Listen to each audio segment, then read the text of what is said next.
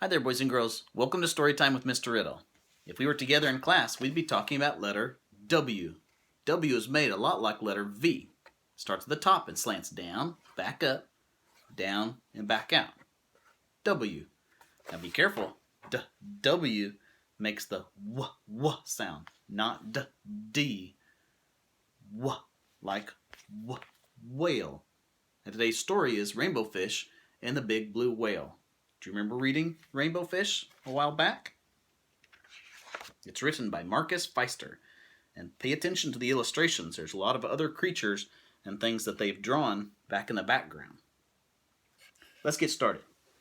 A long way out in the deep blue sea, Rainbowfish and his friends swam happily through the reef.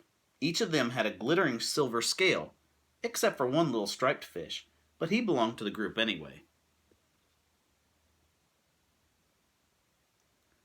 See the little striped fish right up here? He doesn't have one of those sparkly scales. That's okay. When the fish were hungry, they ate tiny krill. There seemed to be an endless supply of the delicious shrimp. Rainbowfish only needed to glide gently through the water with his mouth open to catch as many as he wanted. It was a wonderful life.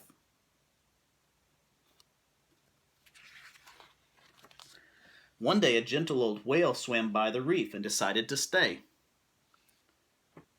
He liked the spot since he too ate the krill that were so plentiful there, and he enjoyed being around the glittering fish. Often he drifted along watching them for hours, admiring their silvery, shiny scales.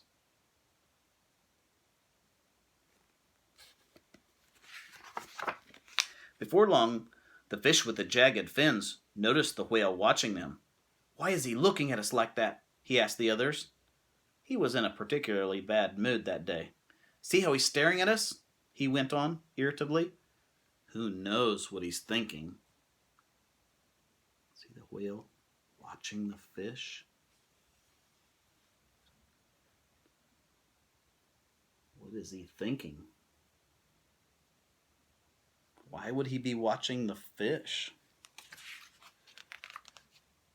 After that, all the fish grew more and more suspicious of the whale. "Look at that giant mouth," said one. "Soon the krill will be all gone."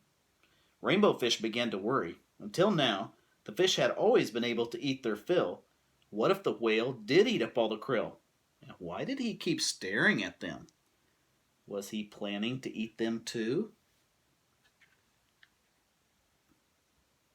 Is he going to eat the fish, do you think? Remember, the blue whale is the biggest animal on planet Earth. One day, the whale swam quite near the school of glittering fish. Panicked, the fish with the jagged fins sounded the alarm. "Look out!" he called. "That wicked whale is after us." When the whale heard that, he was hurt at first, but soon he grew very angry. "I'll show them," he thought. "I'll teach them a lesson." So the great blue whale shot right through the middle of the school and lashed out with his gigantic tail, sweeping the sparkling fish in all directions. He swam right through the middle of that school of fish. After they were saying mean things, calling him a wicked whale, that hurt his feelings. The terrified fish fled, racing toward a crack in the reef for safety. But the whale didn't leave them alone. He followed Rainbowfish and his friends all the way back to their cave.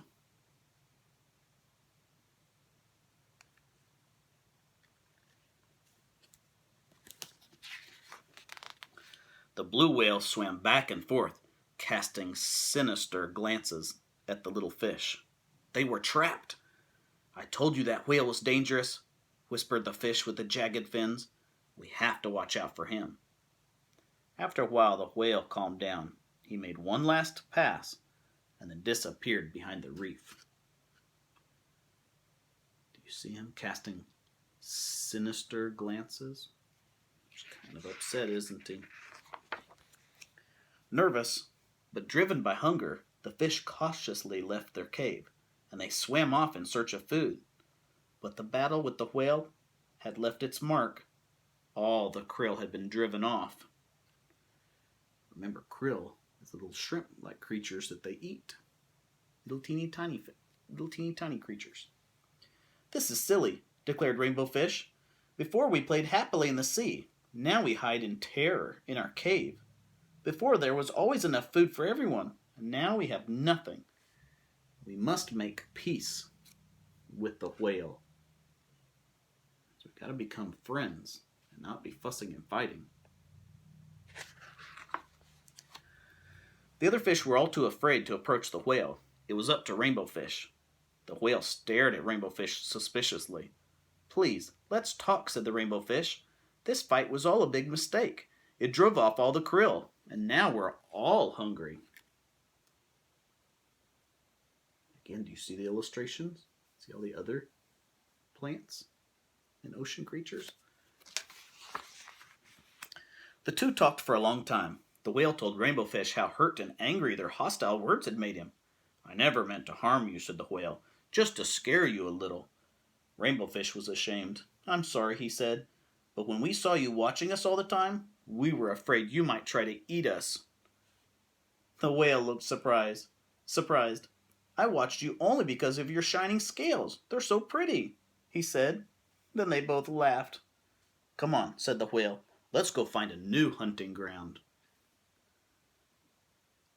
It was just a big misunderstanding. He was watching their pretty scales. He wasn't going to eat them.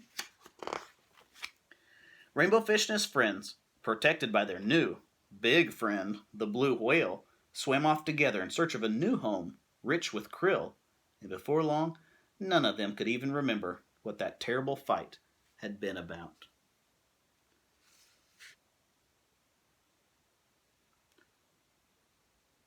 Sometimes you might have a misunderstanding with your friends.